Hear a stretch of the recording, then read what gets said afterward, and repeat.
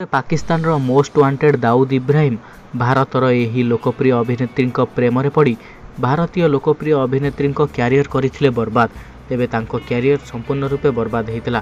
ସେହି ଅଭିନେତ୍ରୀ ମଧ୍ୟ ବହୁତ ବର୍ବାଦ ହୋଇଥିଲେ। ତେବେ ମୋଷ୍ଟ ୱାଣ୍ଟେଡ୍ ଅଣ୍ଡରୱାର୍ଲ୍ଡ ଡନ୍ ଦାଉଦ ଇବ୍ରାହିମ ବର୍ତ୍ତମାନ ହସ୍ପିଟାଲରେ ଭର୍ତ୍ତି ହୋଇଛନ୍ତି। ତେବେ ତାଙ୍କୁ ନେଇ ଏକ ରିପୋର୍ଟ ମଧ୍ୟ ଆସୁଛି। ତେବେ ଏମିତି ଏକ ଭାରତରେ ଅଭିନେତ୍ରୀ ଥିଲେ ଯାହା ଦାଉଦଙ୍କ ସହ ବଲିଉଡକୁ ସଂଯୋଗ କରିଥିଲେ। ଏହା ବିଷୟରେ ଅନେକ ଖବର ମଧ୍ୟ ଆସୁଛି। ଥରେ ଜଣେ ଭାରତୀୟ ଅଭିନେତ୍ରୀଙ୍କ ନାମ ତାଙ୍କ ସହିତ ଯୋଡ଼ି ହୋଇଥିଲା।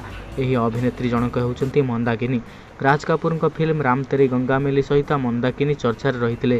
ଏହି ଫିଲ୍ମ 1985ରେ ମୁକ୍ତିଲାଭ କରିଥିଲା ଏବଂ ଦର୍ଶକ ମନ୍ଦାକିନୀକୁ ବହୁତ ପସନ୍ଦ ମଧ୍ୟ କରିଥିଲେ।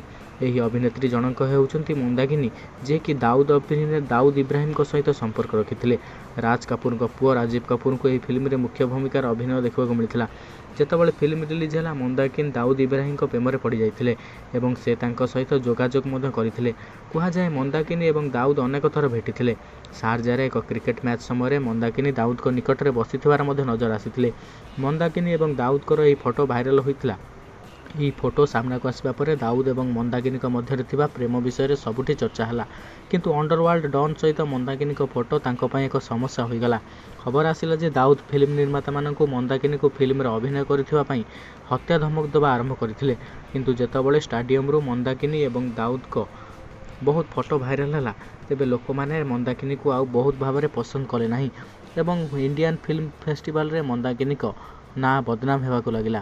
କାରଣ ଯେତେବେଳେ ଅଣ୍ଡରୱାର୍ଲ୍ଡ ଡନ୍ ଦାଉଦ ଇବ୍ରାହିମଙ୍କ ସହିତ ମନ୍ଦାକିନୀଙ୍କ ନାଁ ଯୋଡ଼ି ହୋଇଥିଲା, ସେତେବେଳେ ସେଥିପାଇଁ ଦାଉଦ ଇବ୍ରାହିମ ଏବଂ ମନ୍ଦାକିନୀ ବହୁତ ତଳକୁ ଖସି ଯାଇଥିଲେ ଏବଂ ଇଣ୍ଡିଆର ଅଭିନେତ୍ରୀଙ୍କ ନାଁ ବହୁତ ମାତ୍ରାରେ ଖରାପ ହୋଇଥିଲା।